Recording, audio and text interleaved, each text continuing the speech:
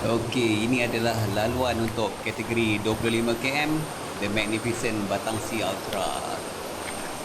Pada laluan ini, peserta akan melintasi ataupun menyeberangi sungai pada KM yang ke-6.8. Jangkaan mereka akan tiba di sini pada waktu cerah, iaitu waktu siang, kerana mereka akan dilepaskan pada jam 6.30 pagi hari Ahad ini.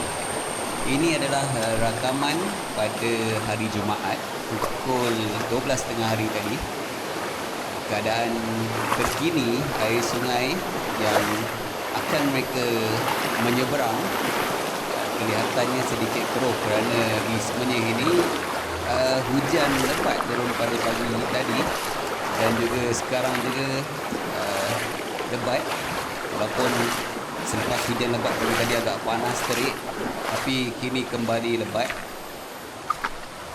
Jadi selepas menyeberangi sungai akan ada sedikit menaik bukit, tetapi tidaklah tinggi. Saya rasa dalam masa kurang 5 minit dah sampai ke atas.